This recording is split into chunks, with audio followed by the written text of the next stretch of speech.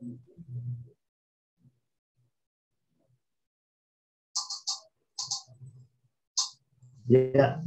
Shalom, selamat pagi, selamat hari Minggu, Bapak Ibu sekalian, apa kabar? Kami harap Bapak dan Ibu dalam keadaan sehat dan selalu dalam perlindungan Ibu dan Bapak sekalian.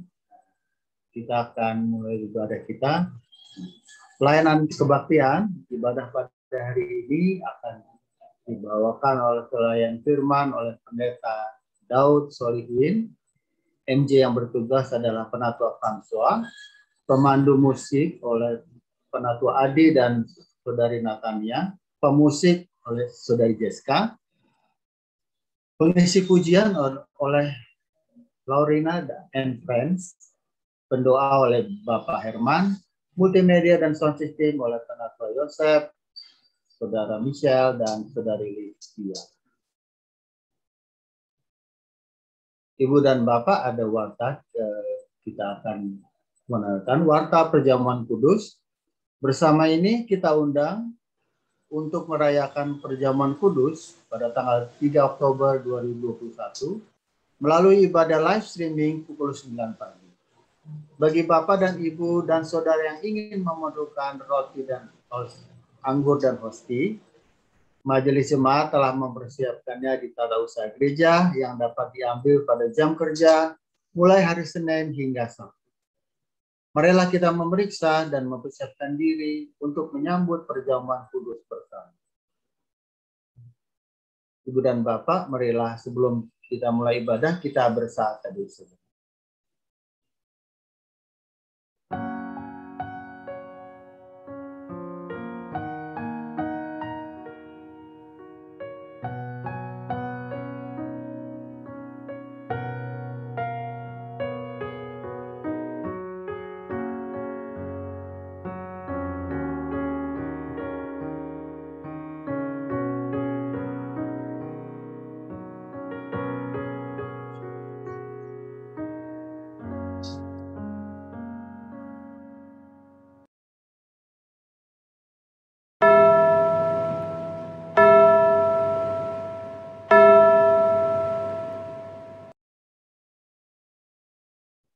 Ya, jemaah sekalian, kita diundang untuk bangkit berdiri.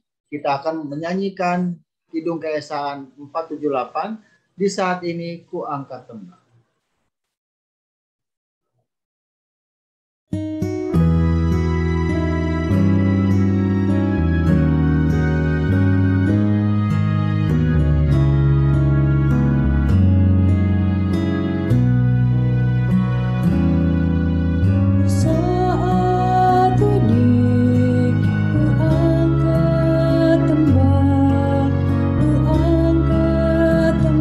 Bagi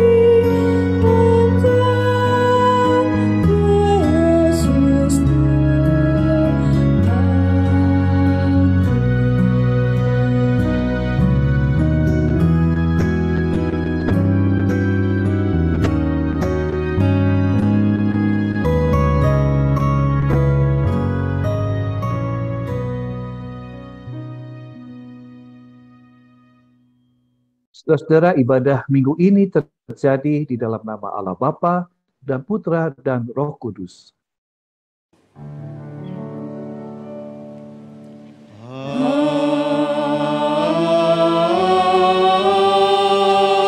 Amin. Amin.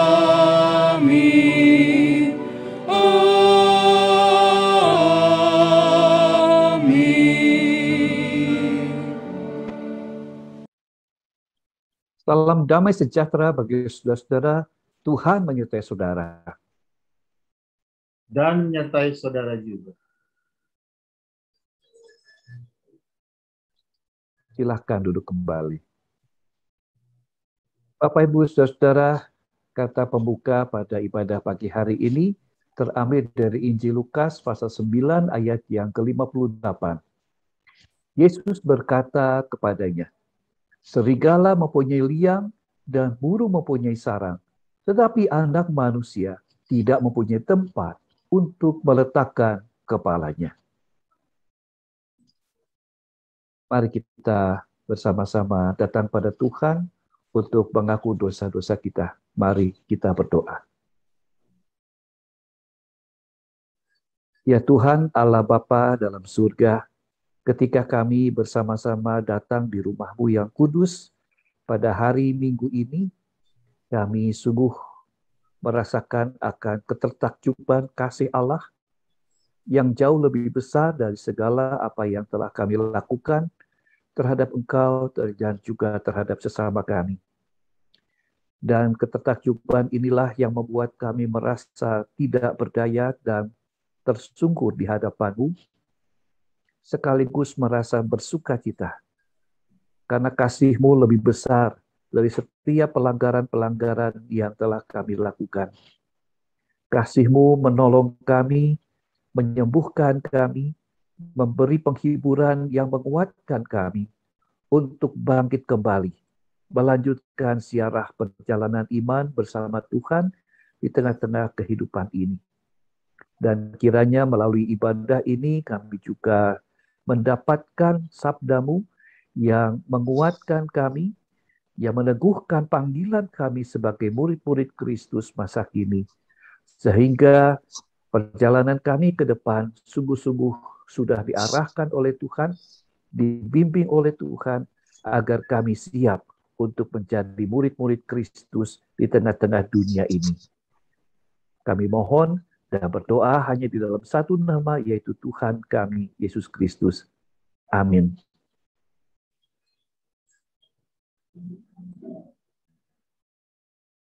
Kita bangkit berdiri, saudara-saudara, untuk mendengar dan menerima berita anugerah yang terambil dari Yesaya pasal 57 ayat yang ke-15. Sebab beginilah firman yang maha tinggi dan yang maha mulia, yang bersemayam untuk selamanya dan yang maha kudus namanya. Aku bersemayam di tempat tinggi dan di tempat kudus. Tapi juga bersama-sama orang yang remuk dan rendah hati, untuk menghidupkan semangat orang-orang yang rendah hati dan untuk menghidupkan hati orang-orang yang remuk. Saudara, kita bangkit berdiri untuk menerima berita anugerah. Di dalam Kristus engkau telah diampuni. Di dalam Kristus engkau pun telah diampuni. Damai Kristus bagimu. Damai Kristus bagimu juga. Mari kita bernyanyi dari Kidung Keesaan 280, apinya berkobar dalam hatiku.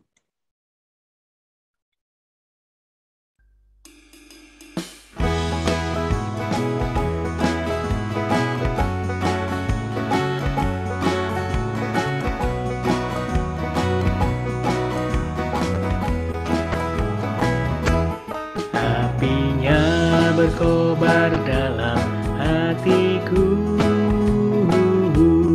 ku kira karena Yesus yang memberi,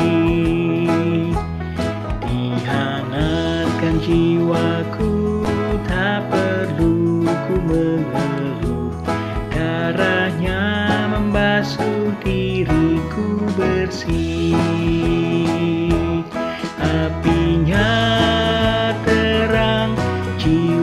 aku senang, muliakanlah Tuhanku.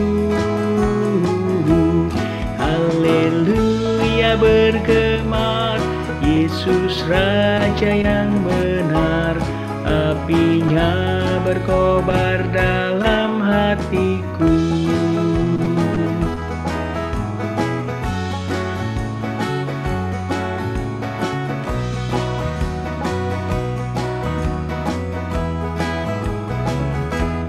Apinya berkobar dalam hatiku, gembira hatiku selamanya. Ku bersaksi berseru, Yesus Juru Selamatku, karena ku berpegang pada janjinya. Apinya terang, jiwaku senang, muliakanlah Tuhanku. Haleluya bergemar, Yesus Raja yang benar, apinya berkobar dalam hatiku.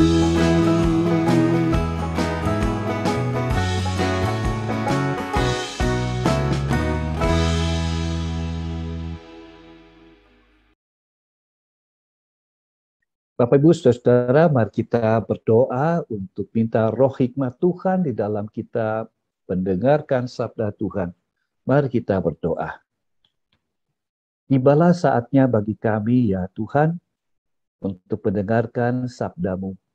Karena itu, biarlah berita sukacita dari Tuhan menjadi sebuah kabar yang membahagiakan kami, yang membuat kami merasa lega, membuat kami merasa yakin, percaya akan pertolongan Tuhan, dan memberikan niat yang baik bagi kami untuk mengikut Kristus sepanjang kehidupan kami. Kiranya Tuhan juga menolong memberikan hikmat Tuhan, agar kami tidak berjalan sendiri, tetapi kami sungguh-sungguh dapat mengalami tuntunan Tuhan. Hanya di dalam nama Yesus Kristus kami berdoa. Amin. Bapak, Ibu, Saudara-saudara, firman Tuhan terambil dari Injil Markus pasal 8 ayat 27 sampai ayat yang ke-38. Demikian firman Tuhan. Kemudian Yesus beserta murid-muridnya berangkat ke kampung-kampung di sekitar Kaisarea Filipi. Di tengah jalan ia bertanya kepada murid-muridnya. Katanya, kata orang, siapakah aku ini? Jawab mereka, ada yang mengatakan Yohanes Pembaptis, ada juga yang mengatakan Elia, ada pula yang mengatakan seorang dari para nabi. Ia bertanya kepada mereka, tetapi apa katamu? Siapakah aku ini? Maka jawab Petrus, engkau adalah Mesias. Lalu Yesus melarang mereka dengan keras, supaya jangan memberitahukan kepada siapapun tentang dia. Kemudian mulailah Yesus mengajarkan kepada mereka bahwa Anak Manusia harus menanggung banyak penderitaan dan ditolak oleh tua-tua, imam-imam kepala dan ahli-ahli Taurat, lalu dibunuh dan bangkit sesudah 3 hari. Hal ini dikatakannya dengan terus terang.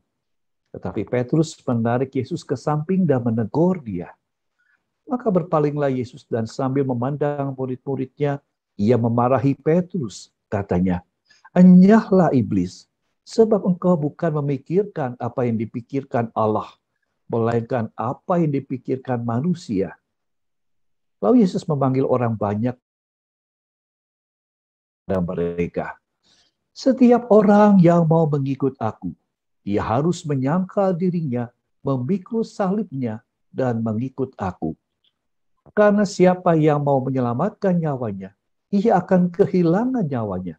Tetapi barang siapa kehilangan nyawanya karena aku dan karena Injil, ia akan menyelamatkannya. Apa gunanya seorang memperoleh seluruh dunia, tetapi ia kehilangan nyawanya? Karena apakah yang dapat diberikannya sebagai ganti nyawanya?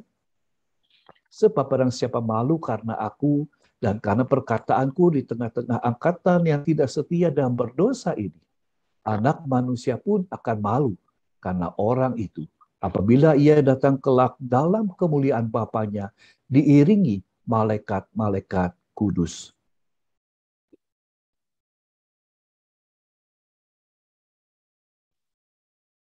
Berbahagialah orang yang mendengarkan firman Tuhan dan yang memelihara serta melaksanakan dalam hidupnya. Haleluya.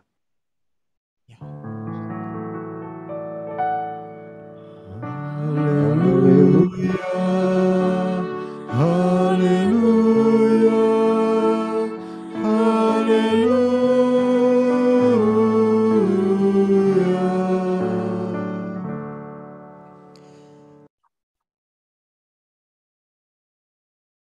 Bapak, Ibu, dan saudara yang dikasihi Tuhan, tema ibadah kita hari ini adalah apa katamu tentang aku? Terambil dari nas bacaan Markus 8 ayat yang ke-29.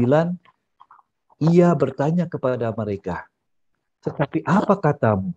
Siapakah aku ini? Maka jawab Petrus, engkau adalah Mesias.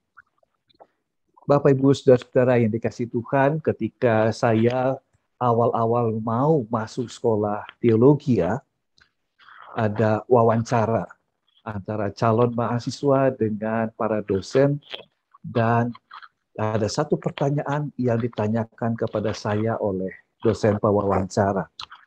Pertanyaannya adalah, mengapa saudara mau masuk sekolah teologi? Nah, saudara, biasanya anggapan kita selama ini kalau seorang pendeta adalah itu panggilan Tuhan, ya. Tapi pertanyaan ini juga menjadi bagian dari cara pemahaman kita tentang panggilan Tuhan itu. Nah, saudara, ketika ditanyakan itu, saya menjawab, mengapa saya mau masuk sekolah teologi? Karena saya mau belajar, mendapatkan sebuah jawaban dari pertanyaan yang selama ini hampir sekitar 10 tahun ada di dalam benak kepala saya. Yaitu pertanyaan, kenapa Tuhan memberi kesusahan kepada orang baik seperti saya dan keluarga saya? Kami merasa tidak berdosa sama Tuhan. Tetapi kenapa ayah saya sakit stroke selama 7 tahun, di pembaringan tidak berdaya, dan mama saya harus bekerja mencari uang bagi anak-anak. Nah, saya memahami itu sebagai sebuah pergumulan yang tidak mudah untuk mendapatkan jawaban. Nah, saudara, ketika kemudian saya masuk ikut dalam dunia pendidikan sekolah teologi, baru di situ saya belajar dari sebuah buku yang saya baca yang berjudul When Bad Things Happen to a Good People. Ketika kejadian-kejadian atau hal-hal yang tidak baik datang kepada orang baik. Ya. Tulisan dari seorang Yahudi, seorang rabi Yahudi yang merefleksikan pergumulannya sebagai seorang ayah ketika anaknya lahir dalam kondisi disabilitas. Dan baru saya ketahui bahwa dalam dunia teologi ada bagian ilmu yang bernama teodisi. Nah, saudara, mengapa saudara masuk sekolah teologi? Pertanyaan kemudian sampai mendapatkan jawaban itu mau menegaskan hari kemudian saya, identitas saya, keberadaan saya menjadi seorang pendeta. Jadi bukan sekedar profesi dalam tulisan di kartu tanda penduduk, profesinya adalah, pekerjaannya adalah pendeta, tetapi kependetaan adalah sebuah spiritualitas, sebuah soul, sebuah jiwa, sebuah nilai hidup yang akan dinyatakan dalam kehidupan sehari-hari saja. Yang saya bisa tunjukkan di tengah-tengah kehidupan bersama dengan orang-orang lain. Nah, saudara, mental image seperti ini, gambar diri seperti ini akan menjadi panduan rambu yang menjelaskan keberadaan kita hari demi hari, bahwa saya adalah seorang pendeta, bahwa saudara-saudara adalah pengikut Kristus, bahwa saudara-saudara adalah murid-murid Kristus. Nah, jadi jika saat ini Tuhan Yesus bertanya secara pribadi, kita bayangkan saja saudara, Yesus tiba-tiba berdiri di depan kita dan bertanya, "Hai Daud, menurut kamu siapakah aku ini?"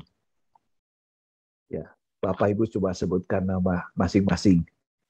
Ya, menurut kamu siapakah aku ini? Kita mau jawab apa? Nah, saudara, firman Tuhan hari ini berkaitan dengan makna menjadi murid Yesus. Tentu seorang murid harus mengenal siapa gurunya. Dan sebagai pengikut Kristus, kita perlu mengenal dan percaya kepada siapa kita memberikan diri dan kehidupan kita. Karena itu penting bagi kita untuk memahami apa yang ditanyakan oleh Yesus kepada para muridnya. Tetapi apa katamu? Siapakah aku ini? Nah, siapakah Tuhan Yesus yang kita akui sebagai Tuhan? Saudara, bagi orang-orang atau orang-orang banyak yang mengidolakan Yohanes Pembaptis, masih nampak di dalam benak kepala mereka bahwa mereka bisa saja menyamakan Yesus dengan Yohanes Pembaptis. Karena itu mereka menjawab, "Engkau adalah Yohanes." Tetapi bagi orang-orang yang takjub akan karya penyembuhan yang dilakukan Yesus, mereka mungkin akan menjawab Yesus adalah Elia. Karena dalam ingatan mereka, pada masa lalu Elia adalah nabi yang terkenal. Karena membuktikan bahwa Allah yang dapat dipercaya Israel adalah Allah yang hidup. Jadi Yesus dianggap seperti seorang nabi. Ya. Nah, Bapak Ibu Saudara, Yesus memang tidak secara langsung menolak atau menidakkan jawaban mereka. Tetapi kemudian Yesus menanyakan pertanyaan yang sama kepada para murid. Inner circle atau lingkaran dalam. Petrus menjawab waktu itu, jawaban Petrus adalah, "Engkau adalah Mesias." Nah, ini adalah semacam pengakuan iman. Ya. Tetapi Yesus pun tidak secara eksplisit mengiyakan, membenarkan jawaban Petrus. Dalam ayat selanjutnya, di dalam ayat 30, Yesus melarang mereka dengan keras supaya jangan memberitahukan kepada siapapun tentang dia. Dan kita dapat juga memahami bahwa memang benar jawaban Petrus ini. Namun dalam konteks pada masa itu, istilah Mesias yang diurapi Allah sudah menjadi muatan atau mendapatkan konotasi yang berbeda. Muatan teologis, politis. Ya. Mesias pada waktu itu bisa berarti seorang hamba Allah yang datang untuk membebaskan mereka, umat Yahudi, dari penjajahan bangsa lain, yaitu bangsa Romawi. Dan inilah satu alasan bagi Yesus untuk melarang para murid menyebarkan identitas Yesus secara terbuka. Karena karyanya belum selesai di bumi ini. Dan karena itu Yesus memberikan pemaknaan yang berbeda tentang kata Mesias, tentang kedatangannya. Yaitu di dalam ayat yang ke-31. Kemudian mulailah Yesus mengajarkan kepada mereka bahwa anak manusia harus menanggung banyak penderitaan dan ditolak oleh tua-tua, imam-imam kepala dan ahli-ahli Taurat, lalu dibunuh dan bangkit sesudah 3 hari. Nah, jelaslah ini yang dimaksudkan oleh Yesus tentang Mesias. Bahwa Mesias itu harus menderita, menjalani masa penderitaan untuk sampai pada kemuliaannya.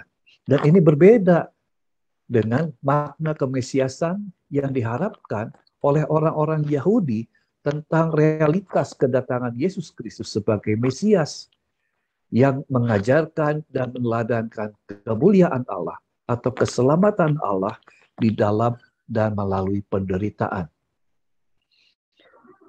Yesus menolak dengan keras sebutan atau pemaknaan Mesias versi Petrus. Dalam ayat 33, Maka berpalinglah Yesus dan sambil memandang murid-muridnya, ia memarahi Petrus, katanya, "Enyahlah iblis, sebab engkau bukan memikirkan apa yang dipikirkan Allah, melainkan apa yang dipikirkan manusia." Bapak, Ibu, Saudara, kemesiasan Yesus adalah kemesiasan yang Yesus ajarkan dan lakukan. Artinya fokusnya kepada apa yang diteladankan Yesus. Sebagai murid terdekat dan yang paling berani berinisiatif menyebut Yesus sebagai Mesias, oleh Yesus dikatakan, "Engkau adalah iblis." Nah, Petrus bagi Yesus merupakan suatu pencobaan agar Yesus tidak mengambil jalan salib sebagai jalan penebusan dan jalan keselamatan manusia dari dosa-dosanya. Saudara-saudara, mungkin kita pernah menonton sebuah film The Last Temptation of Christ, film tahun 90-an, yang pada film itu dikisahkan bagaimana Yesus tidak memikul salib. Yesus tidak sampai memikul salib ke Golgota. Yesus tidak menanggung penderitaan, tetapi Yesus hidup berkeluarga, punya istri dan anak-anak. Tetapi pada saat tertentu datanglah murid-muridnya dan si iblis yang kemudian, kamu tuh Yesus, kamu tuh mesti memikul dosa manusia, kamu harus sampai kepada salib. Barulah Yesus sadar dan Yesus memikul salib ke Golgota. Film itu tentu bukan berdasarkan Injil, bukan berdasarkan Alkitab, ya saudara, tapi imajinasi orang andai kata Yesus tidak mau memikul salibnya. Nah, saudara-saudara, mari kita kembali akan pertanyaan Yesus Kristus kepada para murid. Menurut kamu, siapakah aku? Menurut para murid. Nah, saudara-saudara, pertanyaan ini disampaikan kepada para murid. Kata murid di dalam bahasa Ibrani adalah limudin. Dan kata Ibrani lamat artinya mengajar. Jadi seorang murid adalah seorang yang perlu mendapatkan pengajaran.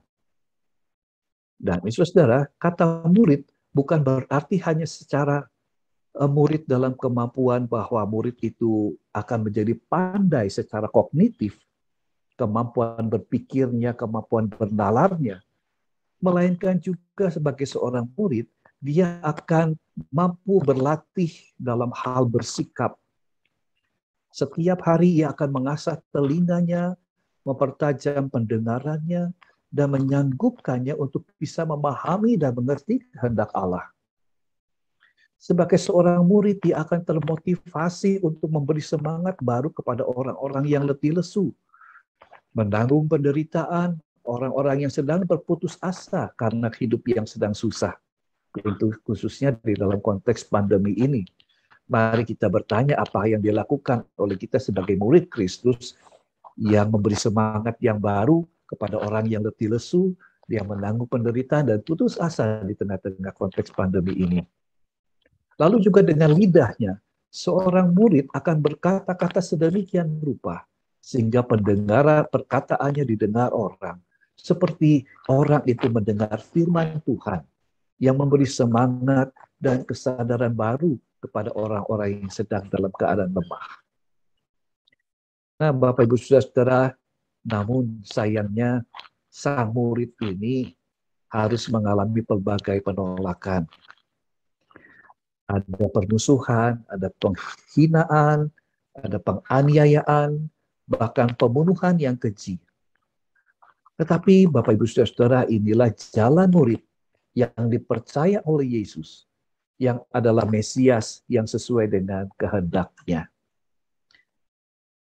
Bapak Ibu Saudara, John C. Maxwell adalah seorang pendeta, tetapi juga dia adalah seorang leader, seorang pemimpin yang memanage kepemimpinan di dalam dunia sekuler. Dia juga seorang pengajar tentang kepemimpinan. Dan John C. Maxwell memberikan pemaknaan khusus terhadap perikop pembacaan kita, dan khususnya pertanyaan Yesus, menurut kamu siapakah aku? John C. Maxwell memberikan penafsiran bahwa seorang pemimpin harus punya visi di dalam organisasinya yang ia pimpin. Organisasinya organisasi apapun. Dan Yesus membangun visinya berdasarkan nilai-nilai kehidupannya. Maxwell berpendapat bahwa sebagai seorang leader, seorang pemimpin, seorang pemimpin itu harus membangun visi berdasarkan nilai-nilai diri mereka. Tentu nilai-nilai diri kita sebagai orang-orang Kristen adalah menjadi nilai diri bersama sebagai komunitas gereja, misalnya. Lalu yang kedua, seorang leader harus mampu mengkoreksi orang lain yang tidak memiliki visi yang sama dengan visi bersama. Ya. Nah, ini juga yang mungkin menjadi bagian penghayatan kita ketika kita berkelompok. Kita memiliki keterikatan dengan persekutuan, dengan kelompok dimanapun kita berada. Apakah visi kita sama dengan visi kelompok?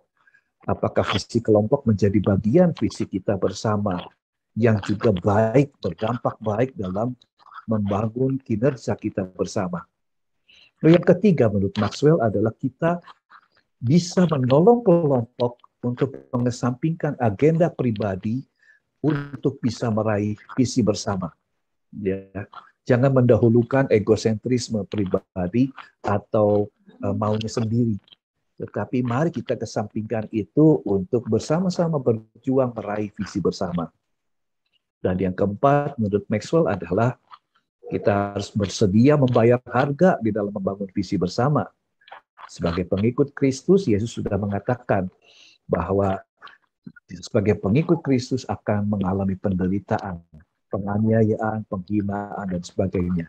Atau di dalam kata pembuka ibadah ini adalah, mari kita ikuti teladan Yesus. Bahwa Yesus juga tidak punya tempat untuk menaruh kepalanya.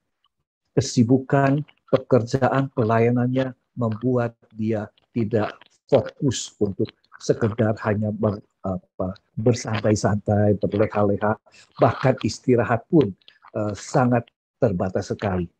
Karena yang utama bagi seorang pelayan Tuhan adalah bagaimana membawa kabar keselamatan itu kepada orang, melayani sesamanya. Nah, Bapak Ibu Saudara-saudara, hal-hal yang perlu kita fokuskan dalam firman Tuhan ini adalah yang pertama, apakah saudara dan saya memiliki pemahaman atau mental image tentang Yesus yang benar. Sehingga beriman kepada Yesus adalah juga beriman kepada Dia yang sesuai dengan kehendaknya. Ya, kita sebagai murid-murid Yesus masa kini, apakah kita memiliki iman percaya yang sesuai dengan kehendak Yesus Kristus? Yang kedua adalah ketika kita di tengah-tengah perjuangan, pergumulan menjadi murid Yesus, tentu tidak mudah. Ada godaan untuk tidak mau menjadi murid Yesus. Nah, godaan itu adalah kita tidak mau menyangkal diri, menghilangkan egosentrisme kita, membawa kemauan sendiri yang berbeda dengan nilai etika moralitas Kristen. Kita tidak menghasilkan hidup yang sesuai dengan buah-buah roh yang adalah kasih, sukacita, damai sejahtera, kesabaran, dan buah roh yang lain. Kita tidak mau memikul salib. Kita tidak mau hidup menderita karena iman kepada Yesus. Kita tidak mau diasingkan, kita lebih suka popularitas. Ya pokoknya viewer kita berapa, pokoknya jempol like kita berapa. Masa bolos tentang etika. Nggak perlulah kita bicara soal etika di situ. Apalagi etika Kristen. Ya. Kita juga mungkin tidak mau disepelekan. Karena saat ini mungkin kita sedang mencari posisi justru. Nah, dalam mencari posisi ini, bagaimana cara kita mencari posisi? Menempatkan diri kita. Nah, disitulah saudara kita bergumul.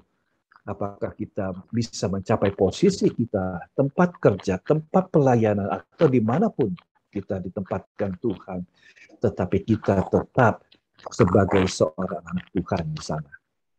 Kita juga mungkin tidak mau dipedulikan karena kita Kristen dan seterusnya. Saudara, panggilan mengikuti Kristus atau menjadi murid Kristus adalah panggilan untuk juga memikul salib.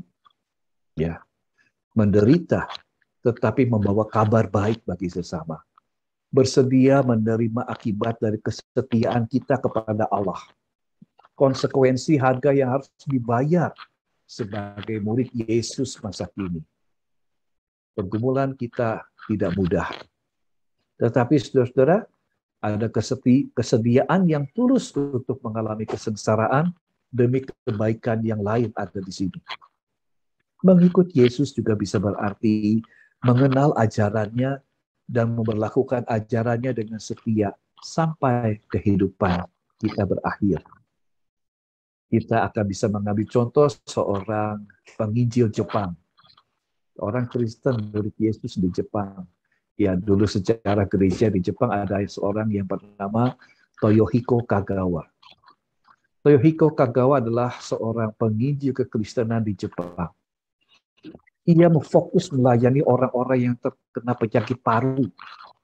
Ya, dia tekun sekali, berbela rasa, sampai-sampai ia sendiri kurang memperhatikan kesehatannya dan tertular penyakit paru dari orang-orang yang dilayaninya. Ia baru bisa menghentikan pelayanannya di sana karena ia dilarang. Ia tidak lagi diizinkan oleh sahabat-sahabatnya untuk melanjutkan pelayanannya. Kemudian ia melayani para nelayan. Berpindah lokasi, berpindah orang-orang yang dia layani. Nah, saudara, apa yang kita bisa pelajari dari Toyohiko Kagawa? Yang kita bisa pelajari adalah motivasi pelayanan yang mati-matian, full di sana gitu ya. Kalau menjadi murid Yesus, ya full, nyemplung di situ sekalian. Ya jangan setengah-setengah, jangan suam-suam kuku. Yesus nggak suka. Kalau kita menjadi murid Yesus, kita masih suka main-main gitu ya. Itu motivasi harus kuat. Tapi juga kinerja pelayanan perlu kita perbaiki, perlu kita ubah, perlu kita perbaharui. Ya. Tetapi yang utama dari pesan firman Tuhan hari ini adalah ajakan Tuhan Yesus Kristus, yaitu saudara dan saya menjadi murid Yesus sejati, dan jangan mau menjadi murid Yesus yang justru mau mencoba Yesus dengan pemahaman kemuridan yang tidak sesuai dengan kehendaknya. Kiranya semua apa yang telah kita dengar dari firman Tuhan hari ini boleh membawa berkat Tuhan tetap ada bersama-sama dengan kita. Tuhan memberkati kita. Amin. Mari kita mengambil saat hening sejenak.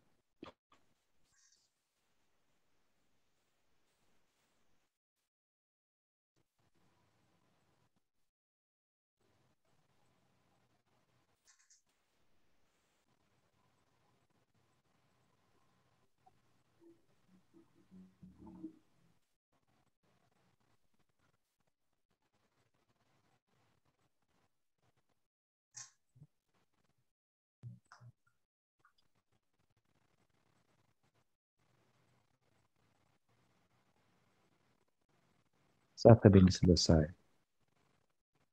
Saudara, mari kita mendengarkan pujian dalam persembahan pujian.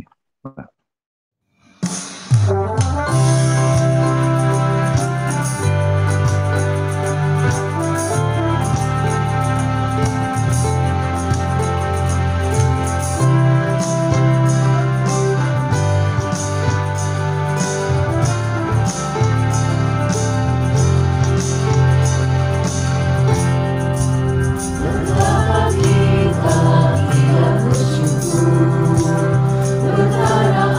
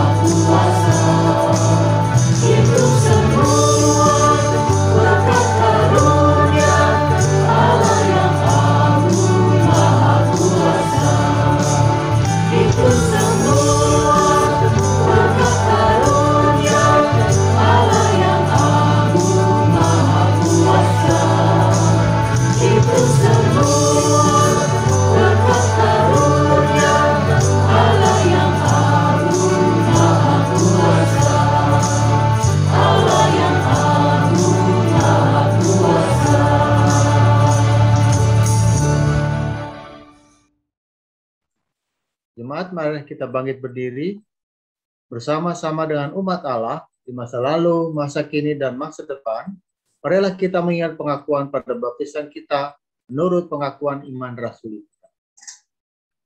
Aku percaya kepada Allah, Bapa yang Maha Kuasa, Khalik langit dan bumi, dan kepada Yesus Kristus, Anaknya yang tunggal, Tuhan kita, yang dikandung dari Roh Kudus, lahir dari anak darah Maria, yang menderita sengsara di bawah pemerintahan Pontius Pilatus, disalibkan, mati dan dikuburkan, turun ke dalam kerajaan maut. Pada hari yang ketiga, bangkit pula dari antara orang mati, naik ke surga, duduk sebelah kanan Allah, Bapa yang Maha Kuasa. Dan dari sana ia akan datang untuk menghakimi orang yang hidup dan yang mati. Aku percaya kepada Roh Kudus, gereja yang kudus dan am, persekutuan orang kudus, pengampunan dosa, kebangkitan orang mati, dan hidup yang kekal. Amin. Jemaat dipersilakan duduk. Mari saudara-saudara kita berdoa syafaat. Ya Tuhan Allah Bapa dalam surga, kami datang kembali padamu untuk mendoakan agar pertumbuhan gerejamu GKI Cipinang Elok.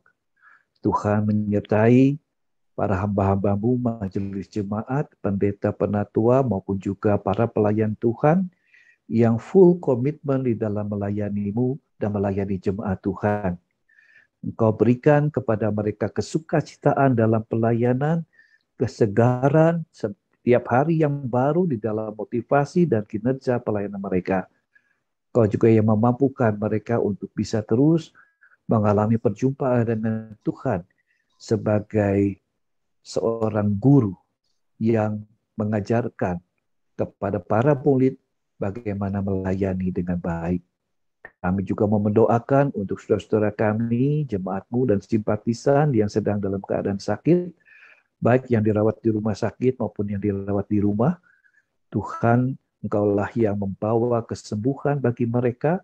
Engkau juga yang memberikan pengobatan dan perawatan kepada saudara-saudara kami ini, sehingga mereka juga dikuatkan, dipulihkan hari demi hari. Kau juga sertai orang-orang yang mendampingi mereka untuk merawat mereka. Berikan kepada mereka juga hati yang dipenuhi oleh kebaikan dan kasih. Kami mau berdoa kalau ada anggota jemaat kami, keluarga kami, simpatisan kami yang sedang berduka cita. Tuhan, Engkau beri penghiburan. Engkau beri kekuatan untuk mereka kembali pada waktunya, kembali menekuni kegiatan-kegiatan sehari-hari mereka, kembali untuk mengisi agenda-agenda kehidupan mereka dengan pertolongan Tuhan.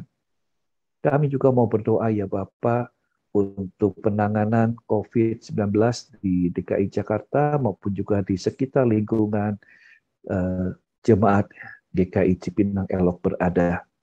Tuhan menolong agar percepatan vaksinasi ini juga boleh berjalan dengan baik, sehingga tujuan bersama kami yaitu adanya kelompok atau masyarakat yang kebal terhadap virus COVID-19 sudah menjadi sebuah kenyataan, dan kami boleh melanjutkan kehidupan yang baru dengan kondisi juga yang baru.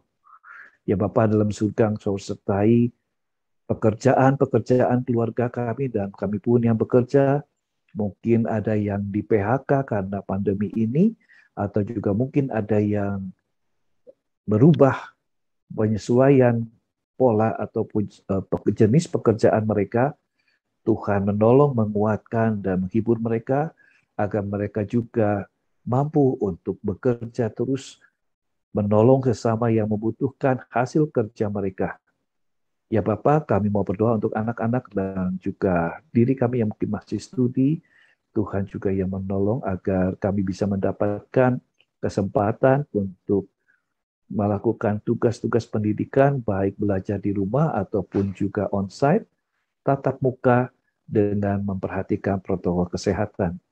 Ya Bapak, kami juga mau mendoakan untuk bangsa dan negara kami, Tuhan yang menolong pemerintah kami untuk terus mengajak masyarakat bangkit dan memahami bahwa kesehatan adalah menjadi satu bagian yang penting saat ini untuk bisa meraih pembaharuan ke depan di dalam era baru, era pasca pandemi.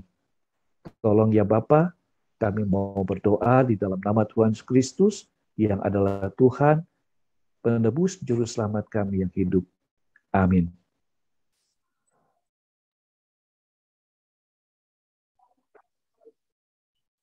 Ibu Bapak sekalian, tibalah saatnya kita untuk memberikan persembahan.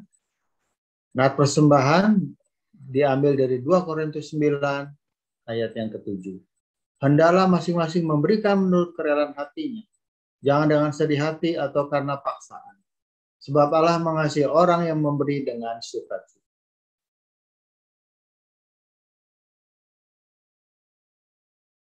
Persembahan dapat dikumpulkan di rumah untuk selanjutnya dibawa ke gereja lalu dimasukkan dalam kotak di tata usaha gereja.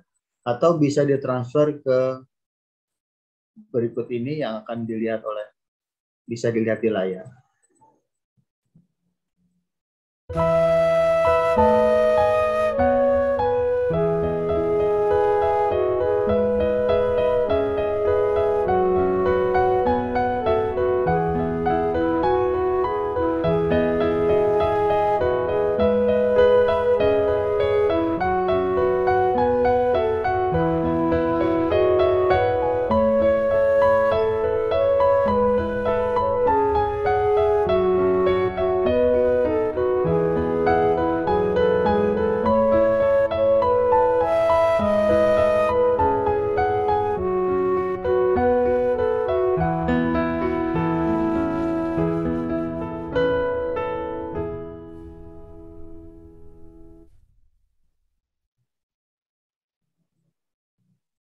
Mari Ibu Bapak sekalian, kita bersatu dalam doa untuk mendukung persembahan kita. Bapak, terima kasih sampai dengan saat ini kami masih diberi kesempatan untuk memberikan persembahan Bapak, dan semuanya itu juga berasal daripada-Mu. Bapak, pakailah persembahan ini untuk memperluas kemuliaan dan kerajaan-Mu di dunia ini ya Bapak.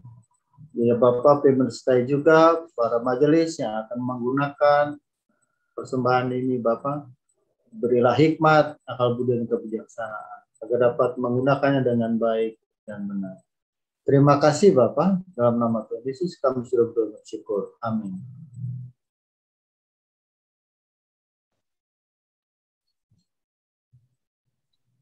Mari kita baca saudara.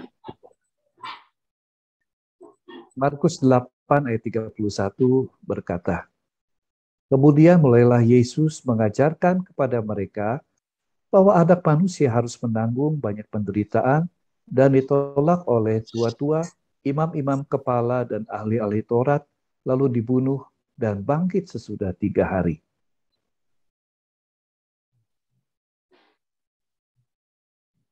Mari kita bernyanyi jika padaku ditanyakan.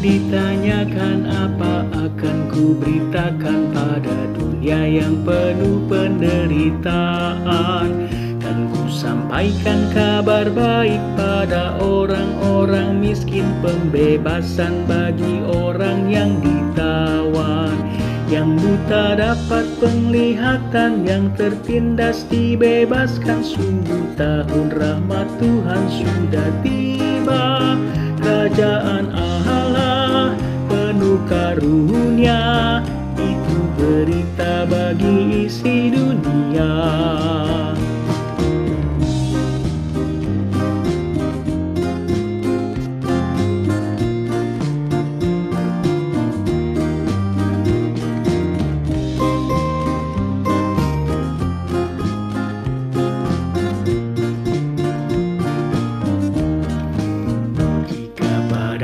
Ditanyakan apa akan ku sampaikan pada dunia yang penuh dengan cobaan. Aku bersaksi dengan kata tapi juga dengan karya, menyampaikan kasih Allah yang sejati. Telah tersedia bagi kita pengampunan dan anugerah keselamatan dalam Kristus Putranya. Kerajaan Allah penuh karunia, itu berita bagi isi dunia.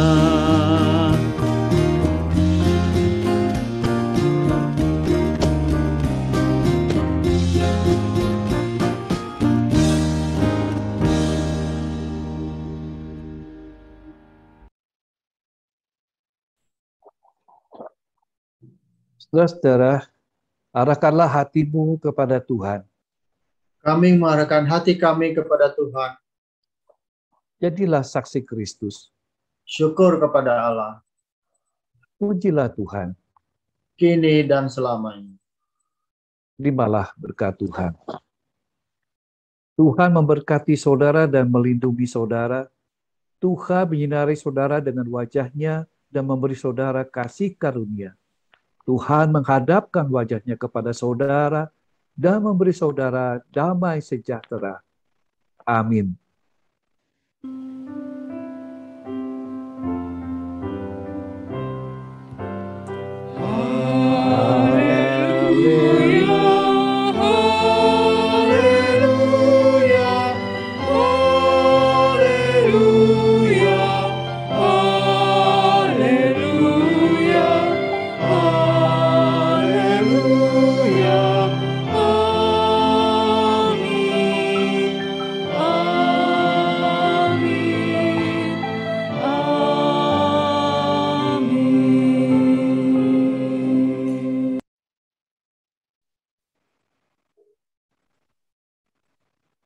Jemaat, marilah kita bersatu.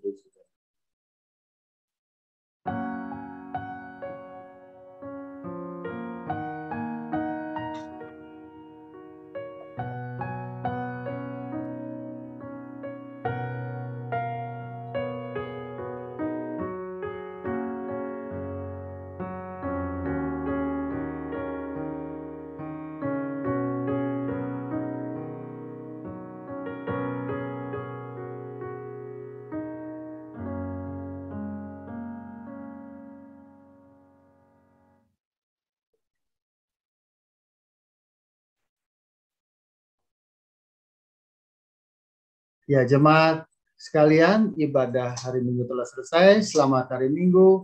Sampai bertemu kembali minggu depan dalam ibadah berikutnya. Shalom.